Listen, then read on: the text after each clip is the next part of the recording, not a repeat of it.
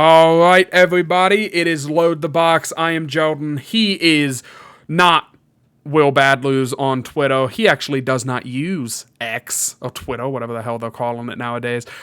This is Josh Hawthorne, my roommate, in a face that you guys should be familiar with, as this is like his fourth time being on the Load the Box YouTube channel, and his second time being on the Load the Box podcast. Today, Josh, our topic is the Houston Texans. Are they good at football?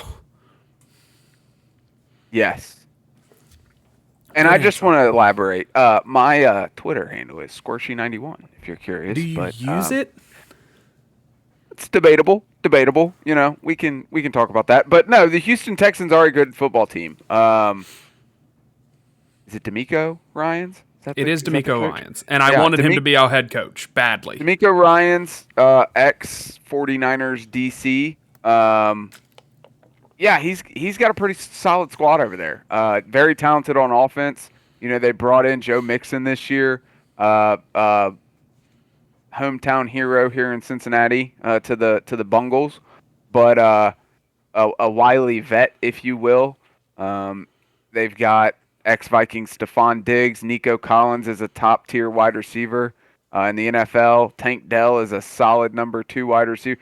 They are stacked on offense. And CJ Stroud is, you know, in his sophomore season in the NFL, he is on the up and coming, and they've got a solid offense. I'm excited to see what, you know, a solid offense looks like against a solid defense come Sunday.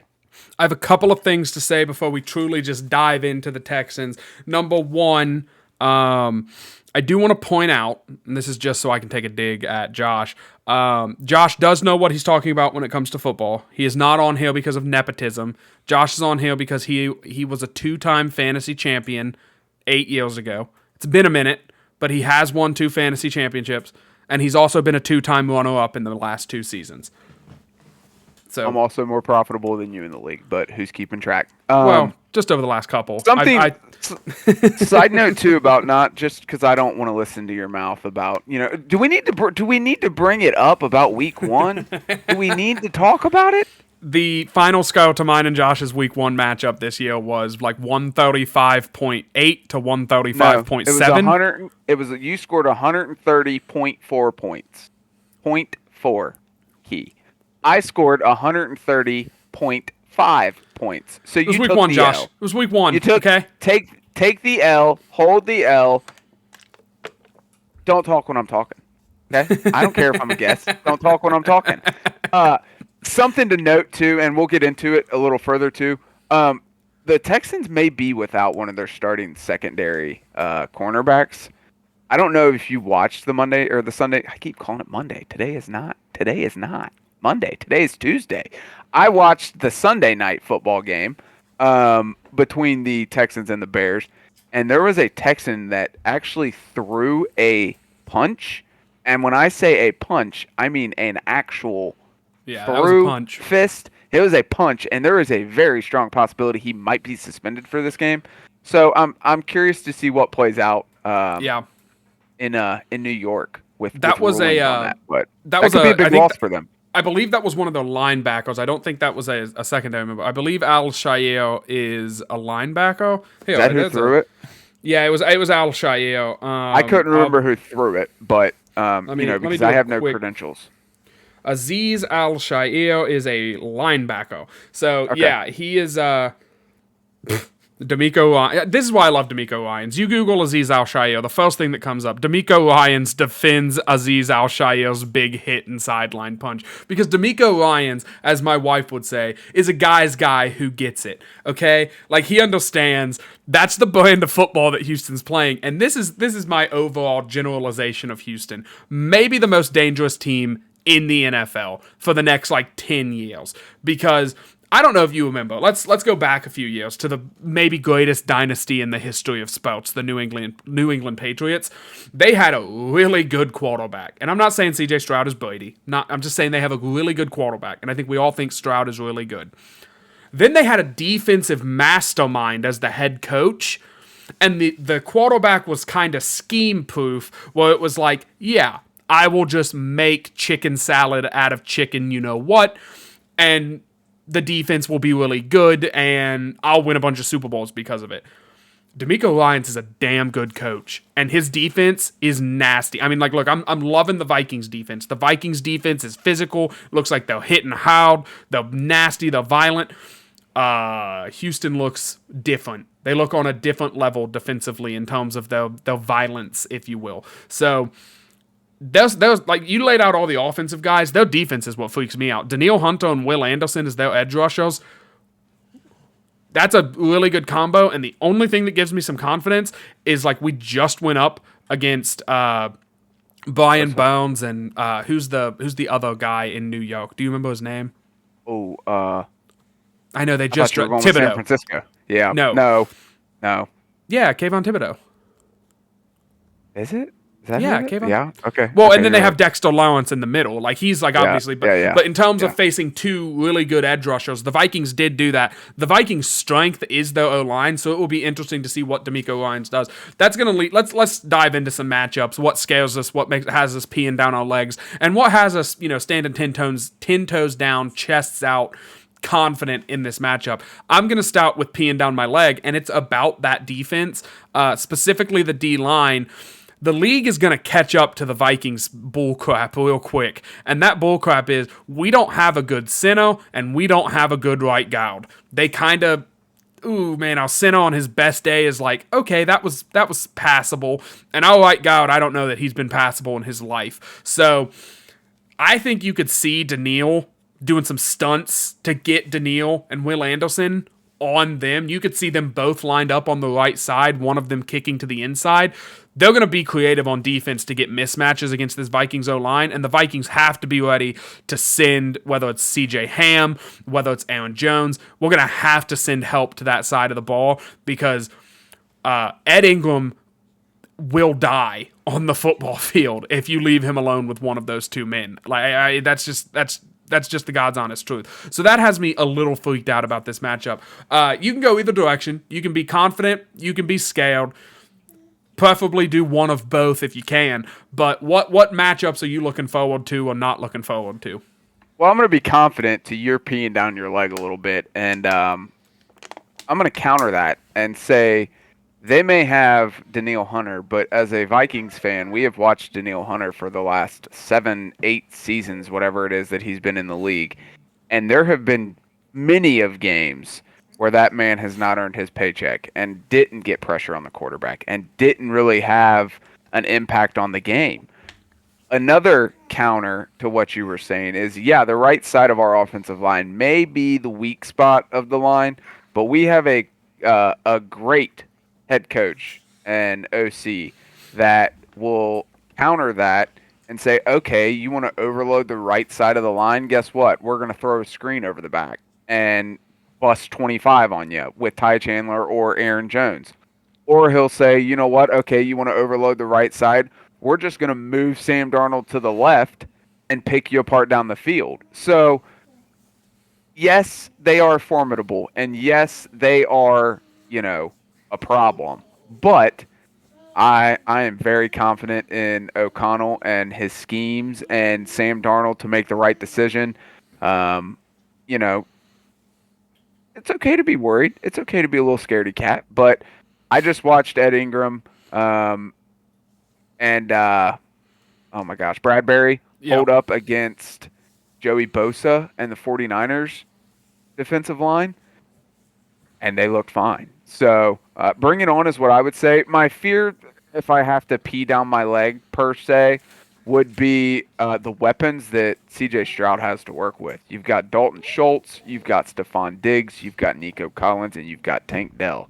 That is a formidable receiving core. And then you got Joe Mixon in the backfield. So their offense is pretty stacked. The one saving grace that I have is I just watched that offense against the Bears on Sunday night, and that offense sputtered significantly in the second half. Yeah. And that defense in the first half let Caleb Williams carve them up and down.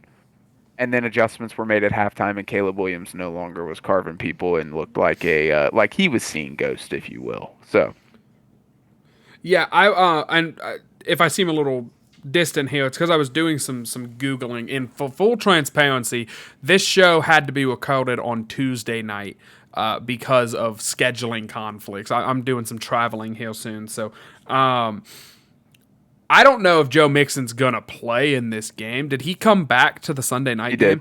Okay, He did. then I would assume he does play. He went. It was earlier in the third that the guy. It was a hip drop. I mean, by letter of the law, it was a hip drop tackle. And he rolled up on Mixon. It looked, when they showed it in slow mo, it looked like he broke his ankle. Like, it looked really nasty. Mixon kind of was testing on the side, or no, I'm sorry. Mixon went straight. He went to the blue tent, went to the locker room, came out of the locker room, had his ankles taped up, got on the bike, rode the bike for a couple minutes, and then was back on the field. And the only reason I know that is because I had a bet that had Joe Mixon anytime touchdown score that he did not cash in for me. So has anyone ever told you that you are a degenerate? I am a degenerate.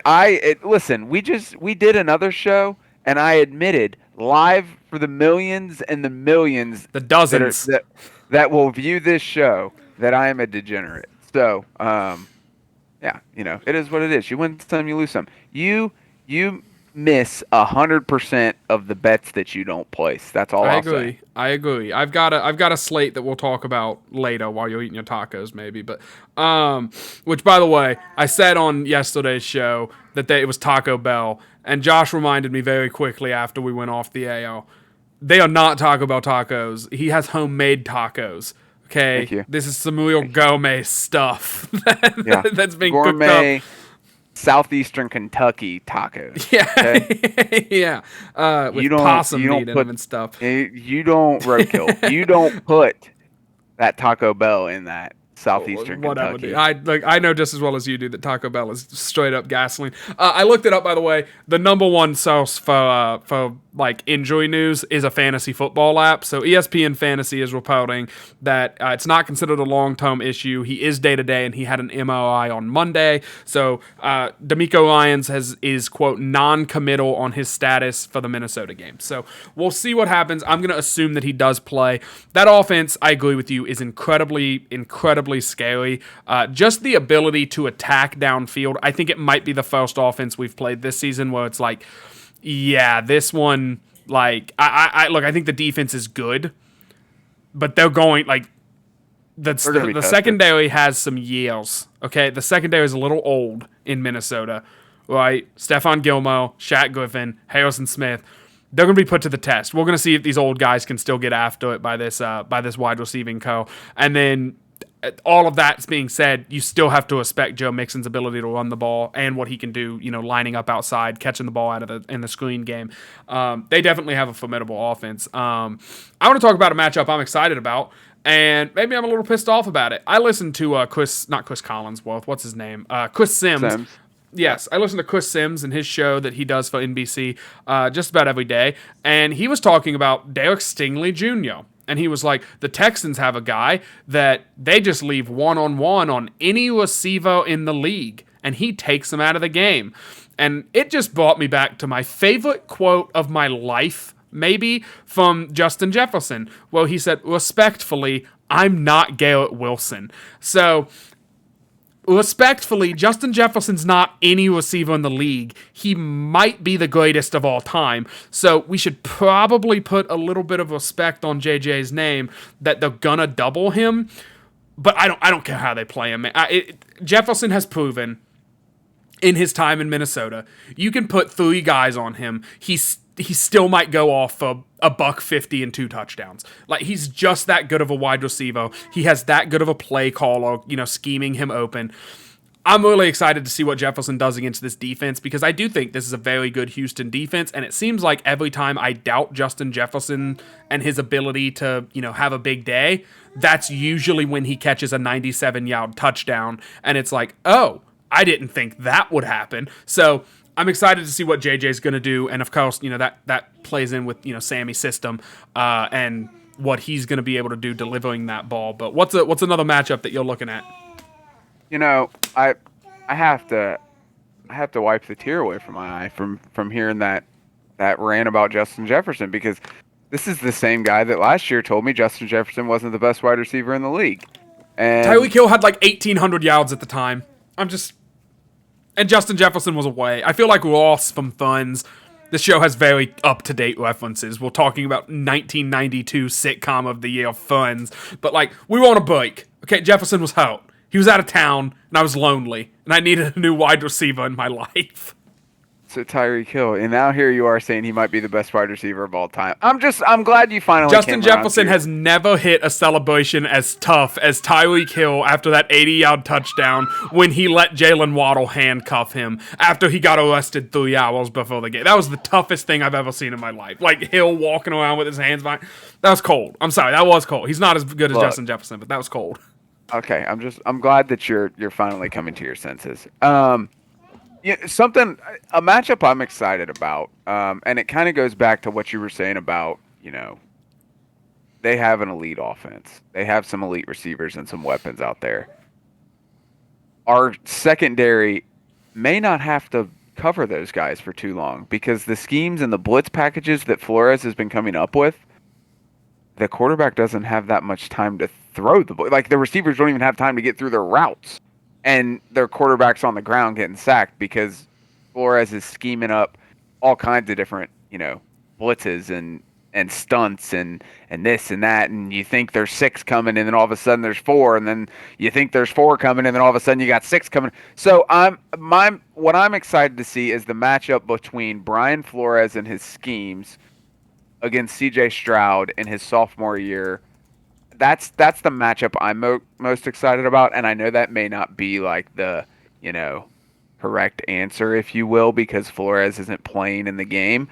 But I'm excited to see how the defense plays against a top tier offense. That's the matchup I want to see. Who's really got the bigger stones? Is their offense that powerful? Because the Bears, who aren't a top tier offense or defense, shut them down in the second half, and Stroud couldn't move the ball and had a couple questionable throws. I'm anxious to see what Flores can do with it. I disagree with you I think the Bears have one of the better defenses in the league, but I think the Vikings might have a better defense than Chicago. And what is scary, but like in a good way, is if the Vikings do play at a better level than what Chicago played, that's just going to affirm how good this defense is to me, because so far, and I'm not going to take any, I like Brock Purdy. I think he's a good quarterback. Daniel Jones and Brock Purdy are not 2 of the best QBs in this league. I think Brock Purdy is propped up a little bit by his offensive, skill position players around him. And Daniel Jones is a bona fide scrub. He's a UPS driver who plays for the New York Football Giants. So I'm excited to see what they do against, CJ Stroud. He's like the new, young, up-and-coming stud in this league. And this is something I was going to say for final thoughts, but I'll get it out of the way now.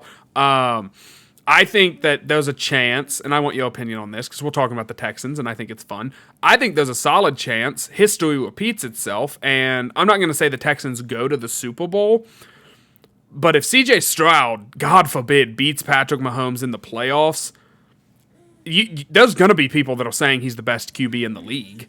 Like, if he has a solid season and then he beats Mahomes, that's what happened with Burrow. Burrow didn't have this game-changing season, but he beat Mahomes in the playoffs, went to a Super Bowl and lost. And there was a year and a half there where people were like, he's the best in the league. And, he's better than Mahomes. Stroud is, I don't know. I want your opinion. What do you think of Stroud? Are you as high? I'm very high on Stroud. I think he's a superstar. Are you there yet, or do you still want to see him? No, I'm not there. I'm not there yet. But before I go there with you, I wanted to use your references to when you were looking for stats. You said that you looked at fantasy for stats. Do you know who the number 1 defense is right now in fantasy? It's the Minnesota Vikings. You know who number 2 is? Is it Houston? Chicago. Is it Chicago? So, it's Chicago. So I was ready to drop Minnesota's number 1 in fantasy and Chicago's 15, but they're number 2, so I can't really take that argument. Well, look, that's defense and special teams, and Chicago does have 3 special teams touchdowns. That's true. That's true. But no, I think Stroud is. Look, I have a problem. I have a problem with you saying if Stroud goes and beats Mahomes and goes and wins the Super Bowl, people aren't going to say he's the best quarterback in the league. And the reason I say that, stop. He's not the best quarterback. He wouldn't be the best. I'm not gonna say. Look, the best quarterback in the league is Sammy System. Okay, like that's pretty clear. I thought you went and got water, not purple Kool-Aid. But whatever. No, like he's not the. He's top 5 in the AFC, but he's not number 1. Come on, even if he goes and wins the Super Bowl this year, the Houston Texans that I know always make the playoffs. And then they lose in the wild card round, or they lose in the divisional round. They never make a run, even when they had J.J. Watt. They never make a run. Different teams. They weren't offensive. They didn't have the weapons and things that they have now. Yeah, but no, look, I think Houston can definitely make a run in the AFC. I think they win their division. Jacksonville doesn't look good. Indy doesn't. Anthony Richardson, you never know what you're going to get with him. And Tennessee has Will Levis. That's all you need to say about them right there. So I think they win their division. They're going to get a home playoff game. I don't think that they're going to be in contention necessarily. I mean, they could be in the contention for the 1 seed, but I think we just need Stroud's good. I don't think he's a scrub, but as teams get more film on him and as coaches figure out, he likes to throw the ball here. This is his favorite. They'll get more film on him. He's only been in the league for a year. So let's pump the brakes just a little bit. Just a little. I'm not on the CJ Stroud hype train just yet. He is a very good quarterback. I watched him play at Ohio State because Ohio State is an hour and a half north of us. I watched him play a lot of games at Ohio State. And there were a lot of games where he didn't show up at Ohio State, and that was in college. Now we're talking about the NFL. Big boys. I want to see what he can do. If he comes out and torches Minnesota for 350 and 3 tuds and is dropping dimes left, right, and center, maybe I'm on the Stroud train. But I want to see what he can do against a Flores defense. I want to see somebody that is going to throw some different schemes at him, and let's see what he can do. But I would like to point out, I did not say, this was not an if-then statement. It was not like, if Stroud beats Mahomes in the playoffs, then I will say he's the best quarterback in the NFL. I'm just saying people will say that. Like it will be Who? Buddy? Who? The Houston Texans podcast are going to say he's the best quarterback. I'm not trying to be any sort of way. Chris Broussard will start making the case.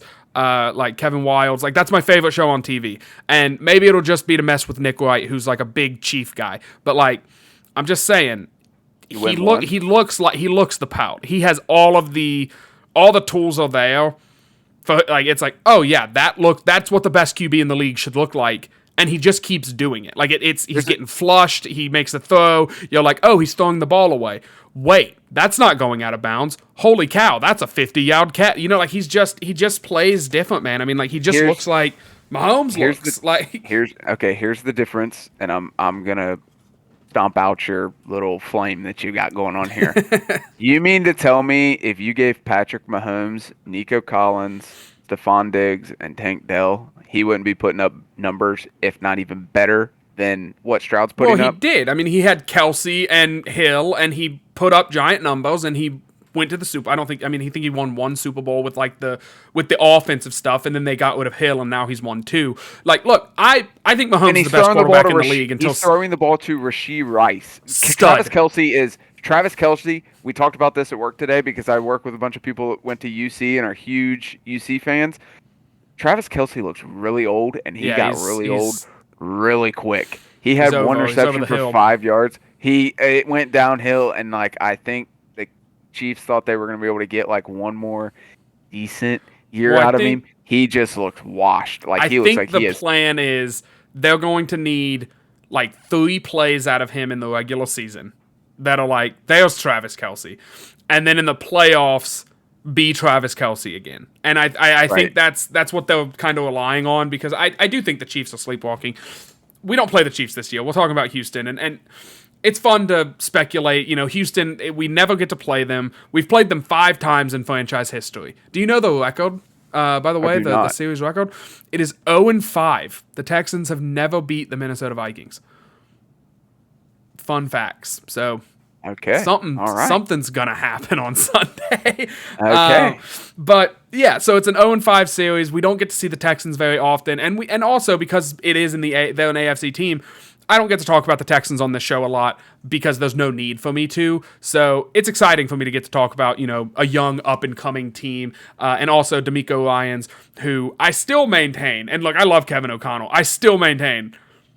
I think I would have rather had D'Amico Ryans. I loved D'Amico Ryans, but we were coming off Mike Zimmer. I get it. Okay, let's get into game balls, score predictions, stuff like that. Do you want me to go first, or do you want to go first in predicting the score of the game and all that? I'll let you go first. Okay, so I have this, Shako, Jordan being pessimistic. I have this as a loss. I'm going to be a little bit closer. I'm going to say this is a, you know what, actually, let me rethink this. I was going to say 31-27.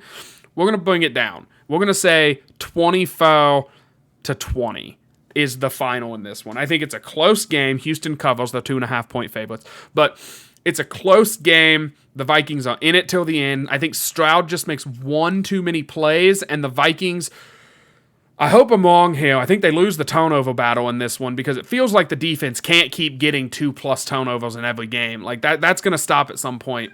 I think Donald's going to have a couple picks in this one. This is the game where it's like, there's Sam. That's the guy that we all know and hated. And I think Sam comes back down to earth, and the Vikings lose this one 24-20. My game ball, I have the offensive side of the ball. So the way I do this, if you pick a loss, your game ball better be the reason that they win. So if the Vikings are going to win, I think it's going to be because of Aaron Jones / Ty Chandler. I'm going to go with the running game. I think it's because they basically tell CJ Stroud, hey, thanks for coming to Minnesota. Sit on the bench. We're going to leave the offense out here for 7 minutes at a time. We're going to grind the clock. We're going to tire your defense out and maybe take a shot or two down the field to Speedy Naylor or Justin Jefferson.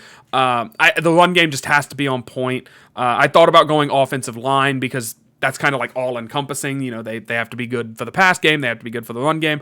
I want to go with the running backs. I think the running backs have to combine for 130 yards in this one and 2 touchdowns. Spread that however you want. It could be Ty Chandler 100 and Aaron Jones 30. However you want to divvy it up.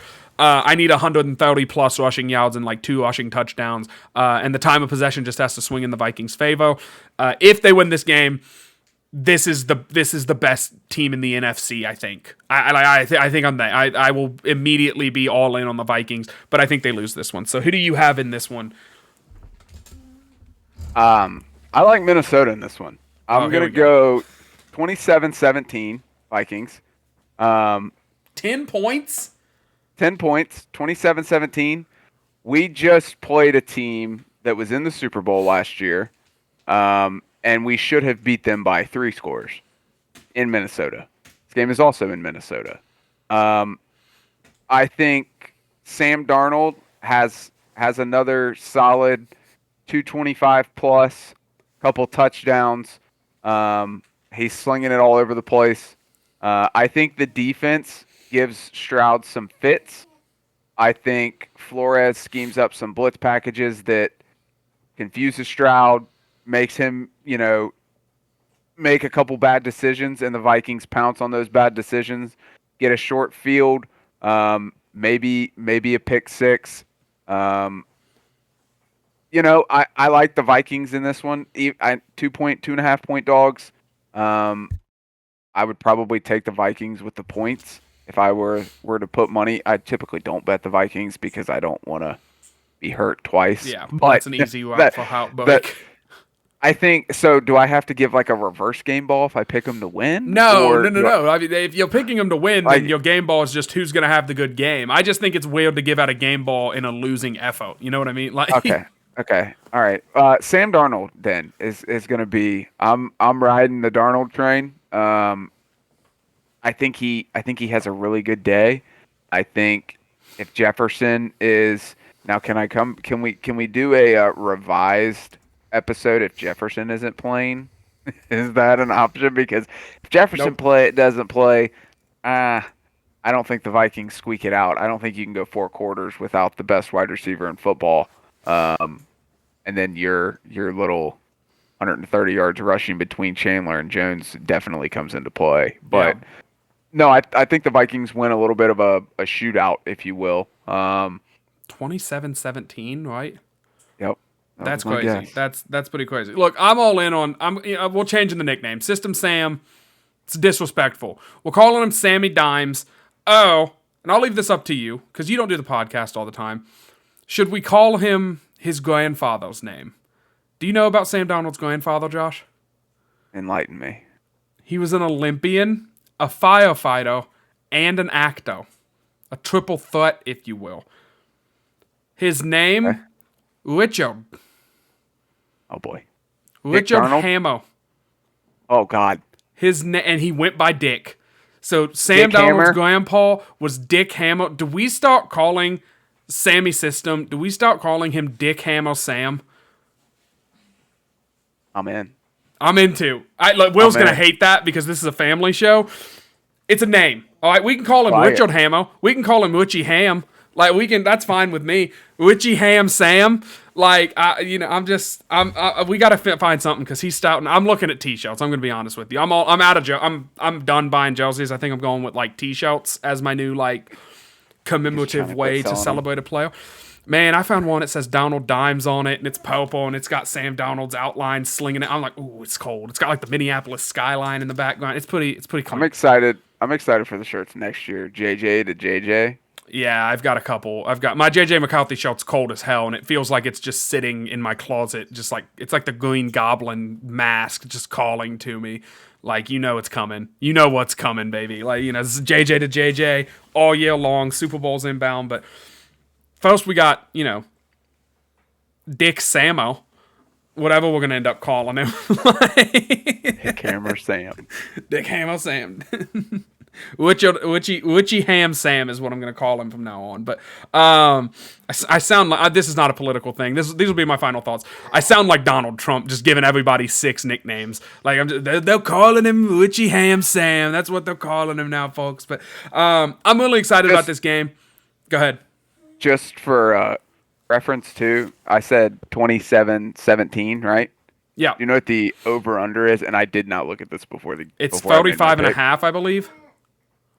45.5. Yeah. So, Vegas is thinking similar. Maybe not 27-17, but like they're thinking around the same amount of points. Yeah. So. Yeah. No, you're right there. Like, you're right there. So, yeah, you forget that I'm also a degenerate who checks lines daily and tries to pounce on some Speaking money of line. lines, did you see that the Seahawks are 5-point favorites against? Did they play this week? That's good night. Good night. I'm gonna stop calling you hang on. Agnes. Oh my God, I'm getting old. You are getting old. The Seahawks play the Dolphins. That's it. That's who it was. They are 4.5-point favorites against Miami. And Tua is on injured reserve with his concussion. Yeah, he's already off issue. my roster. We haven't talked about that on this show. That's what I'll make my final thoughts about. Please quit playing football, Tua Tagovailoa. I did like a whole 30-minute. You remember senior exit, and we went to the same high school. You're 6 years older than me, but like my whole thing was about CTE and brain injuries and concussions, and that whole stop. The NFL has the Junior Seau story. I'm a professional wrestling fan. They have their share of like the Chris Benoit incident and several others that. It's serious stuff. It's a game. Stop playing football, please. Like, it's clear that he's just every time he gets hit in the head, it's probably a concussion. And I would rather see this dude live to be 70 and healthy than play football and have an exciting offense for 5 more years and end up potentially dying in his 50s because of it. Like, I hope and he'll keep the money too. That's the part that, like, keep your money. No one's gonna be mad at you. Ride off into the sunset. Let the Dolphins move on. I don't want to say it's like Ryan Shazier, but like it's similar to Ryan Shazier, man, where it's like, stop it. Like, Shazier broke his neck. I don't know if you remember that, but like Shazier broke his neck, could never play football again. The Steelers gave him a job on their staff. He was like coaching for a while. They paid. Stop it. So that's my final thoughts. Tua, please quit football. Josh, you're up. Final thoughts. I'll piggyback off your final thoughts. I think Mike McDaniel said it best what he told Tua when he was walking off the field. You're the quarterback of your family. Yeah.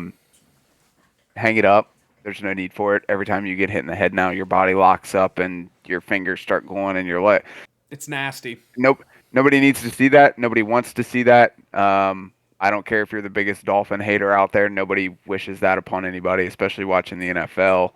Hang it up. It's time. On a positive note, go Vikings this weekend. I'm excited to see. This is one of the most like. This is one of my most excited games of the year, because it's a top tier offense against a top tier defense, and who's going to flinch first? So, Yeah. if I'm a betting man, I'm going to say Flores is not going to flinch first. I'm going to take the Wiley DC vet of a coordinator over the sophomore quarterback, but I'm excited. I'm ready to see the Vikings move to 3-0 and take a commanding lead in the NFC North. Yeah, that would be incredible. Also, we pointed out the revenge games for former Vikings. Jonathan Greenard and Cashman played for Houston last year, so it's a revenge game for them too, and they get to do it, with their fans behind them. Whereas Danielle Hunter, I don't think he gets booed. I don't think Diggs gets booed, but they do have to deal with every time they catch a ball, they get booed because they're playing for the opposing team. So whereas if Cashman sacks his old teammate and C.J. Stroud, he's going to be a hero, and they're going to carry him off the field like Rudy. So, all right, I've been Jordan. He's been Josh. Josh, publicly on air, thank you for filling in for Will this week. It is greatly appreciated, and I look forward to Monday night, sitting down, watching the Monday night game, and doing grades from the couch, talking about this one, maybe the first loss, maybe another win. We'll see what happens, but follow the show at LTB Vikings, Shop Unified, blah, blah, blah. You know the drill. Skol, y'all.